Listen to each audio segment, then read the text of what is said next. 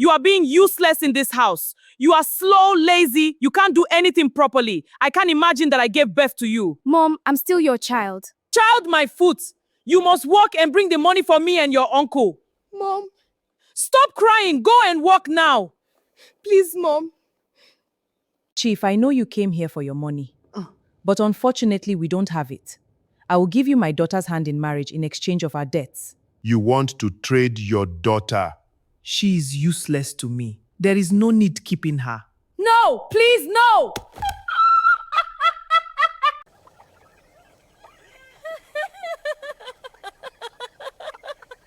The day my own mother sold me to an old man to pay her debt, something inside me died. I remember falling to my knees, crying and begging her not to send me away. But she never looked back. As the old mechanic led me to his rusty car, the whole village stared at me with pity, believing my future had just been destroyed. I thought I was being taken to a life of misery. I thought I had lost everything. But as that old car disappeared down the dusty road, I had no idea that a shocking secret was waiting for me at the end of the journey. Pack your things and get out of this house right now. Those were the cruel words Amaka heard from her own mother, Mama Onya. Amaka could not believe her ears as her uncle, Chidi, grabbed her small bag of clothes and threw it into the dirt outside. She looked at her mother, hoping to see a single tear or a look of regret, but there was nothing except cold greed in her eyes. Mama, please. What did I do wrong? Why are you doing this to me? Amaka screamed, her voice shaking with pure terror. But her mother just looked away, refusing to meet her daughter's eyes. Uncle Chidi laughed a wicked laugh and pushed Amaka toward a rusty, old car parked outside their small compound. Inside that car sat Chief D, the dirty village mechanic who everyone knew was poor and lived in a broken-down house. Amaka wept bitterly, realizing that the very people who were supposed to protect her had just sold her like a piece of meat to pay off their debts. Stop crying like a baby, Amaka. Uncle Chidi shouted, rubbing his hands together with a big, ugly smile. You should be happy that your useless life is finally helping this family pay off its heavy debts. Amaka fell to her knees in the dust, begging her mother to change her mind. Mama, I can work. I can find a job in the city and send you all my money. Please do not give me away to this old man, she begged, tears soaking her face. Mama Onya stepped forward, but instead of helping her daughter up, she pointed an angry finger at her. Keep quiet, Amaka. Chief D has forgiven all the thousands of dollars we owe him because of you. Do you want the police to arrest your mother and your uncle because of debt? Go with your husband and stop being selfish. The word husband hit Amaka like a heavy rock, making her heart stop beating for a second. She looked at Chief D, who was sitting silently in the driver's seat, his face covered in black engine oil, watching them without saying a single word. Chief D opened the car door, his old clothes smelling of gasoline and iron, and walked slowly toward Amaka. He did not look angry, but his eyes were deep and mysterious, making it impossible to know what he was thinking. Get into the car, young lady, Chief D said in a quiet, rough voice that carried a strange weight. Amaka looked back at her family's house one last time, hoping for a miracle, but her mother was already counting a small stack of money that Uncle Chidi had just handed her. It was the extra cash Chief D had given them just to complete the agreement. You are no longer our daughter, Uncle Chidi called out as he locked the front gate of the compound, shutting Amaka out of her own home forever. With a broken heart and no hope left, Amaka slowly climbed into the passenger seat of the rusty car. She pulled her knees to her chest and sobbed quietly, believing that her life was officially over and she was entering a living nightmare. The old car made a loud, painful noise as Chief D started the engine and drove away from the only village Amaka had ever known. Throughout the entire 1-hour drive, Chief D did not say a single word to her, nor did he even look in her direction. He kept his eyes fixed on the road, his old hands tight on the steering wheel, leaving Amaka alone with her terrifying thoughts. When the car finally stopped, they were in front of a messy mechanic workshop filled with broken cars, old tires, and grease. Next to the workshop was a small, old house with peeling paint and a dim light bulb hanging from the roof. Chief D turned off the engine, looked at Amaka's swollen eyes, and opened his mouth to speak for the first time since they left.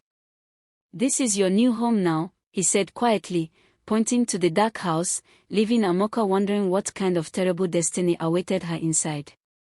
Before we continue, if you love emotional stories filled with betrayal, shocking twists, and powerful karma, make sure you subscribe to the channel and turn on the notification bell. We bring you amazing stories like this every week. Now, let's see what happened to Amaka after her own mother sold her to an old man. Just 1 year ago, Amaka's life was completely different and full of happiness because her loving father was still alive. Her father was a hardworking man who always made sure there was food on the table and love in their home. But after a brief illness, he passed away, and everything Amaka knew fell apart into tiny pieces. Instead of working hard to maintain the family, Mama Anya became extremely lazy and developed a dangerous taste for expensive things she could not afford. Uncle Chidi moved into their house soon after, pretending to help, but he only brought more trouble and bad habits. Together, the two of them began borrowing large sums of money from anyone who would lend it to them. They spent the money on expensive clothes and fancy parties, completely ignoring the fact that they had no way to pay it back. "Don't worry about the future, Anya," Uncle Chidi would tell Mama Anya while drinking expensive wine in the living room.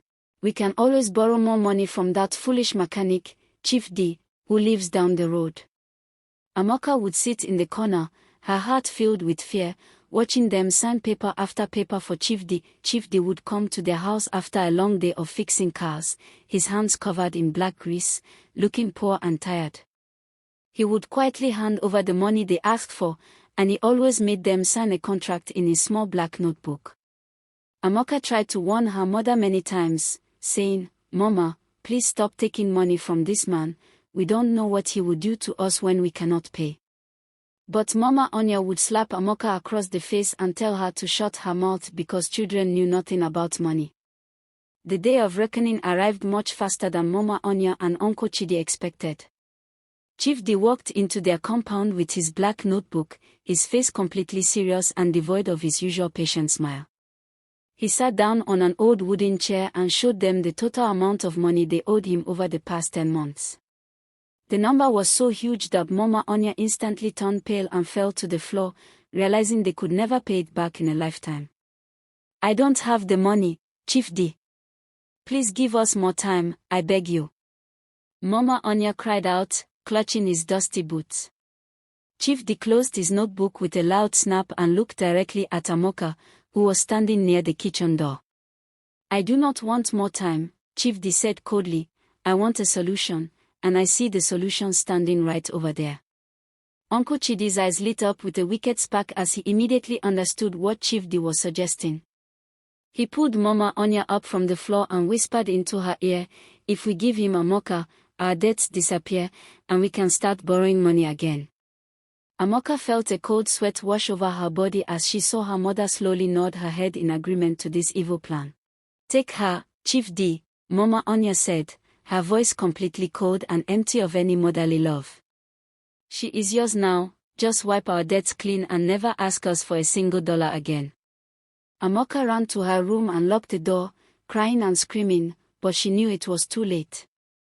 The deal had been made, and the dark contract was signed with her own life as the ultimate payment.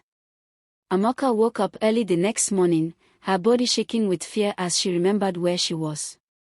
She stayed under the thin blanket for a long time, waiting for Chief D to come into the room and treat her badly, just like the wicked men in stories. After 2 hours of silence, hunger finally forced her to turn the rusty door handle and step out into the small living room. To her absolute surprise, the house was completely empty, and a warm plate of rice and beans was sitting on the wooden table. Next to the plate was a small piece of paper with a message written in clumsy handwriting, "Eat your food, Amaka. Nobody will hurt you in this house." Amaka stared at the food, her tears falling into the plate because she could not understand why a man who bought her would treat her with such kindness. Later that afternoon, Chief D returned from his greasy workshop, looking tired and covered in his usual black engine oil. Amaka immediately stood up and bowed her head, her voice trembling as she spoke to him. "Sir, please tell me what you want me to do." "I am ready to work to pay for my food," she said, expecting him to shout or give her heavy chores. Chief D looked at her for a few seconds, his face softening into a gentle expression that confused Amaka completely. "You are a human being, Amaka, not a slave," Chief D said softly, washing his greasy hands in a plastic basin. "You will not do heavy labor here. I have a small shop next to my workshop that sells car parts and simple goods. You will manage it for me." The next day, Chief D opened the doors to the small shop and showed Amaka how to count the items and record the prices.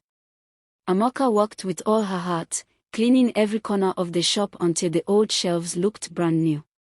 Customers from the village started coming in, and they were all surprised to see a beautiful, polite young girl working for the quiet mechanic. Amaka was honest, tracking every single dollar perfectly and handing the money to Chief D at the end of every evening. "You did an excellent job today, Amaka," Chief D said, handing her a small allowance of her own. Amaka looked at the money in her hand and felt a strange sense of peace, even though she still felt the deep pain of being abandoned by her own flesh and blood. As the weeks passed, Amaka started to realize that Chief D was not an ordinary man, because his behavior was full of mysteries. He spent all day fixing broken cars and talking to poor village drivers, but he never spent any of the money the shop made. One afternoon, while cleaning Chief D's small bedroom, Amaka accidentally knocked over an old wooden box under his bed. As she was guarding the papers that fell out, her eyes caught sight of a sleek, modern luxury keycard with a golden logo on it. Amaka stared at the expensive card, wondering why a poor mechanic who lived in a broken-down house would possess something that belonged to the richest people in the city. Before she could investigate further, she heard Chief D's heavy footsteps approaching, and she quickly hid the card back in the box. 3 months passed by quickly, and Amaka's life settled into a quiet, peaceful routine that she never expected to find. She noticed that Chief D's health was not very good, as he coughed frequently while walking in the hot sun. Out of pure kindness and gratitude, Amaka started waking up even earlier to prepare warm herbal teas and healthy meals for him before he opened the workshop. She would bring the food to him on a clean tray, and Chief D would look at her with deep appreciation in his old eyes. One evening, as they sat near the dim light bulb, Chief D looked at her and asked, "Amaka, what did you want to become before your family brought you to me?" Amaka looked down at her hands, her voice filled with sadness. "I wanted to go to the university and study business, sir. But now, I am just a debt payment." Chief D shook his head slowly, a proud but secretive smile appearing on his wrinkled face. "Never say that, Amaka. A person's current location is not their final destination," he said, reaching into his old bag and pulling out 3 thick textbook manuals on business management. Amaka's eyes widened with joy as she took the books, realizing that Chief D had bought them specially for her using his own money. From that night onward, a beautiful, silent bond formed between the old man and the young girl, though nothing romantic ever happened between them. Amaka would read the chapters out loud to him while he cleaned his tools, and Chief D would listen carefully, sometimes correcting her understanding with surprisingly deep knowledge. Amaka began to see him not as a master or a captor, but as the protector she had lost when her father died. One dark night, while Amaka was studying in the kitchen, Chief D received a phone call on his old, scratched mobile phone.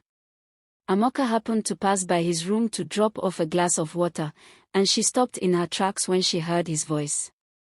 Chief D was not speaking in his usual rough, broken village English anymore. His voice was clear, sharp, and sounded like a powerful executive.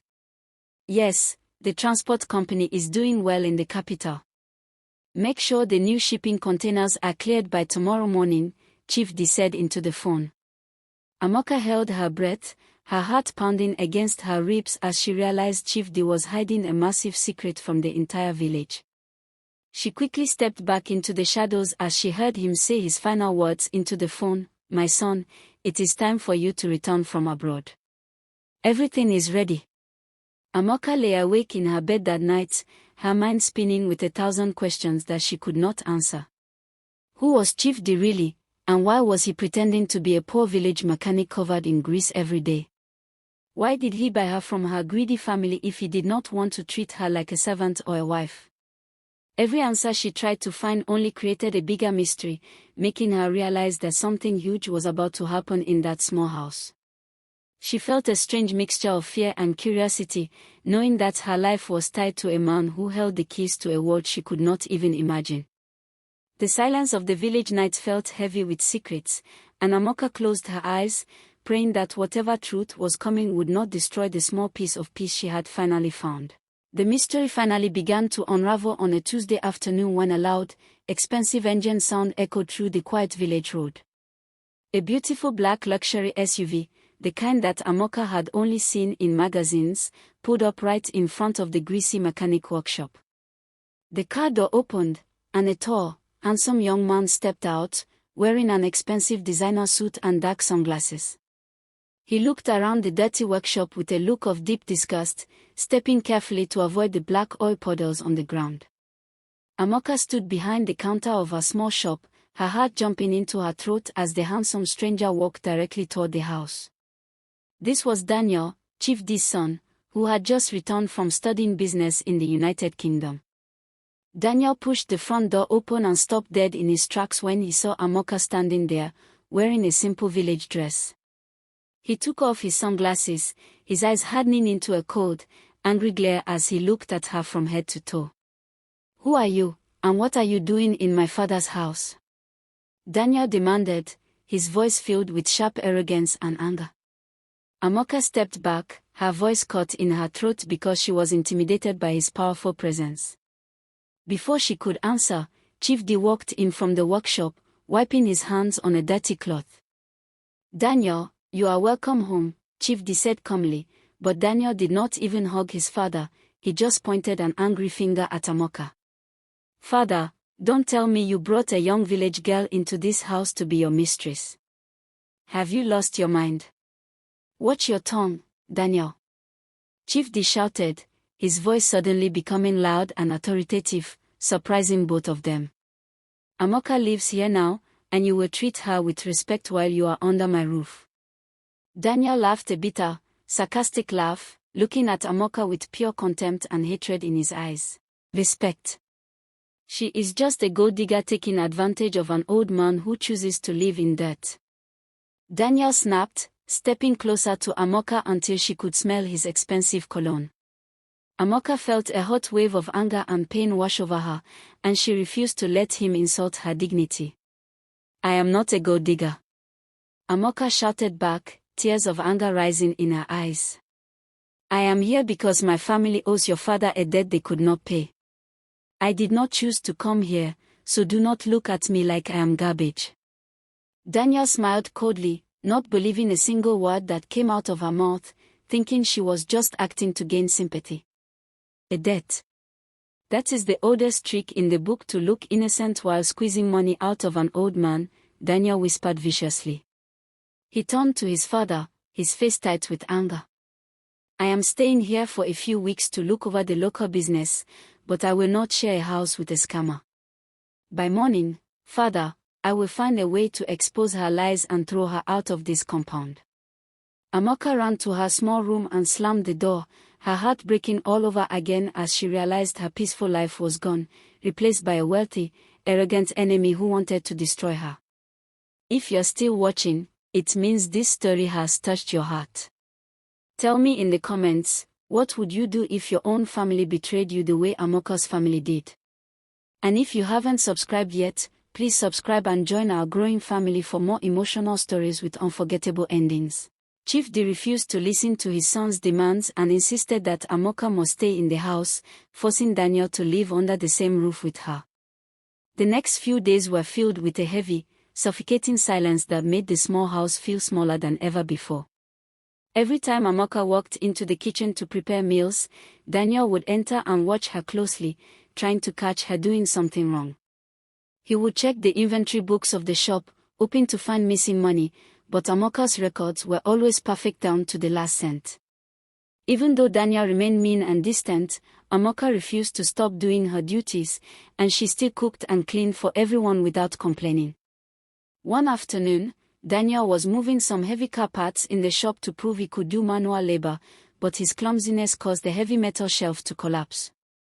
The shelf crashed down, destroying a large display of expensive glass oil bottles that Amaka had spent days organizing neatly. Daniel stood there, looking shocked, but instead of apologizing, he looked away arrogantly. Amaka walked into the shop, saw the total ruin of her hard work, and finally broke down into heavy, painful tears. "Why do you hate me so much?" Amaka sobbed, falling to her knees to clean up the broken glass with her bare hands. "I lost my father, my mother sold me, and I'm trying my best to survive. I don't want your money, Daniel. I just want to live in peace." Daniel looked down at her small, trembling body, and for the first time, a sharp pang of true guilt pierced through his cold heart. He saw that her hands were bleeding from the broken glass, and he realized that a true gold digger would never cry with such genuine, deep pain over simple work. He opened his mouth to say something, but the words stuck in his throat, and he quickly walked away, feeling confused by the sudden change in his own emotions. That very evening, the house became strangely quiet, and Daniel did not come out of his room for dinner. Amaka, despite her hurt feelings, felt a wave of worry and walked to his room, knocking softly on the wooden door. Hearing no response, she pushed the door open and saw Daniel lying on the bed, his body shaking violently with a dangerous, burning fever. Daniel was groaning in pain, his skin red-hot and covered in sweat as a severe bout of malaria gripped his entire body. He was too weak to even lift his hand or speak a clear word, completely helpless in his dark room. Amaka did not hesitate for a single second. She forgot about his mean words, his arrogance, and the broken glass from that afternoon. She ran to the kitchen to fetch cold water and a clean towel, her heart racing with fear for the man who had been her worst enemy just hours ago. As she placed the wet towel on his burning forehead, Daniel opened his eyes slightly, looking at her with a mixture of confusion and helplessness, wondering why the girl he treated so badly was now the only one standing by his side in his darkest hour. Amaka spent the entire night sitting on a hard wooden chair right next to Daniel's bed, refusing to close her eyes even for a single minute. Every 20 minutes, she would take the towel from his head, wash it in cold water, and place it back to bring down the dangerous fever. When Daniel began to shiver uncontrollably from the cold chills, Amaka brought her own thickest blanket and covered him gently, tucking him in like a precious child. She went to the kitchen and used her knowledge of local herbs to boil a warm, healing soup, carefully feeding it to him spoon by spoon while holding his weak head up. Daniel could barely understand what was happening, but he could feel the incredible warmth and tenderness of her hands every time she touched his skin. When the morning light finally entered through the small window, Daniel's fever broke completely, and his body finally became cool and relaxed. He opened his eyes slowly, feeling weak but completely healed, and the first thing he saw was Amaka sleeping soundly on the floor next to his bed, her hand still holding the washcloth. Daniel stared at her beautiful, tired face, and a wave of deep shame and intense admiration washed over his entire soul. He realized that while his wealthy friends in the city would have abandoned him, this simple village girl had saved his life after he treated her like garbage. He reached down and gently touched her shoulder, waking her up. Amaka opened her eyes, instantly looking worried. "Daniel, are you okay? Does your head still hurt?" she asked quickly. Daniel felt a tear slip down his cheek as he shook his head, his voice cracking with deep emotion. "Amaka, I am so sorry. I am so sorry for everything I said to you," Daniel said sincerely, grabbing her hand tightly. "You are the most beautiful, kind-hearted person I have ever met, and I was too blind and arrogant to see it." Amaka looked into his eyes and saw true repentance, and a soft smile appeared on her face as she squeezed his hand back. From that beautiful morning onward, everything changed between them into something wonderful. They started spending every free hour together in the shop, talking for hours, laughing at simple jokes, and Daniel began teaching her advanced business concepts from his university books, amazed by how intelligent she truly was. Chief D watched the young couple from the shadow of his workshop, seeing them share bright smiles and secret glances while working together. He saw his arrogant son becoming humble and loving, and he saw Amaka's sad eyes finally filling with life and pure happiness. A deep, satisfied smile appeared on the old man's face as he pulled out his secret black notebook and checked off another page. He knew that the seeds he had planted in the dirt were finally growing into something beautiful. One evening, as Daniel and Amaka were laughing in the kitchen, Chief D walked in, his face completely serious. "Daniel, Amaka, tomorrow we are having a very important meeting in this house," Chief D said. "I have invited Amaka's mother and uncle to come and collect their final settlement." The next afternoon, a loud, obnoxious voice announced the arrival of Mama Onya and Uncle Chidi at the mechanic workshop. They walked into the compound wearing their best clothes, looking proud and arrogant, completely ignoring the dirty cars around them. They had heard a rumor that Chief D's son had returned from abroad with an expensive car, and their greedy hearts immediately saw an opportunity to demand more money. "Where is that old mechanic?" Uncle Chidi shouted, pushing the door of the house open without knocking. "We came to check on our daughter, and we hope Chief D has some extra money to give us for keeping her so beautiful." Mama Onya added, her eyes looking around the room for anything valuable to steal. Amaka walked out of the kitchen, and when her mother saw her, she didn't even ask about her health or hug her. Instead, Mama Onya rubbed her hands together and said, "Amaka, I hope you have been smart enough to find where this old man hides his money. A good daughter must always support her mother." Amaka looked at her mother with deep sadness and pity, realizing that greed had completely destroyed any drop of humanity left in her family. "Mama, I am working honestly here, there is no secret money," Amaka said quietly. Uncle Chidi laughed wickedly, stepping forward to slap the table. "Don't lie to us, girl. We sold you to an old mechanic, but now we hear his son is rich. We want a new contract, or we are taking you back to sell to someone else." "You are not taking anyone anywhere," a powerful, deep voice boomed from the hallway. Daniel walked into the room, wearing a tailored black suit that cost more than Mama Onya's entire house, his face tight with pure rage. Uncle Chidi stepped back, intimidated by Daniel's height and powerful presence, but his greed quickly made him brave. "Oh, the rich son. You must be the one enjoying our daughter," Uncle Chidi said with an ugly grin. "If you want to keep her here, you must pay us an extra $10,000 immediately. She belongs to us, and we have the right to take her back if you don't pay up." Mama Onya nodded her head aggressively, demanding the money with an ugly, expectant smile. Chief D walked into the room last, still wearing his dirty mechanic overalls covered in dark engine oil, looking completely calm. He looked at Mama Onya and Uncle Chidi, his eyes cold as ice as he pulled out his old black notebook from his pocket.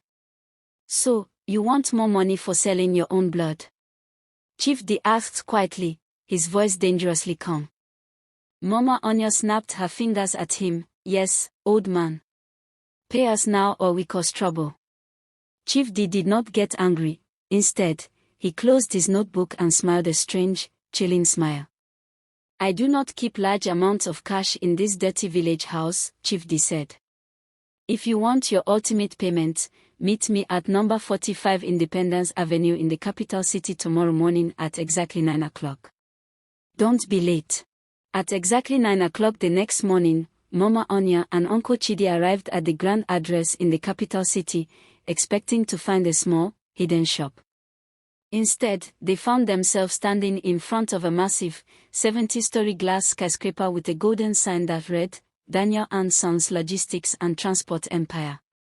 They walked into the marble lobby, their mouths wide open with shock as hundreds of executives in expensive suits bowed respectfully to them. A secretary in a luxury uniform escorted the confused village family into a massive boardroom on the top floor. Sitting at the head of the long mahogany table was Chief D, but he was no longer wearing dirty mechanic overalls. He was dressed in a multi-million-dollar designer suit, surrounded by lawyers, and looking like the powerful billionaire founder he truly was. "Welcome to my main office," Chief D said, his voice echoing with absolute authority through the grand room.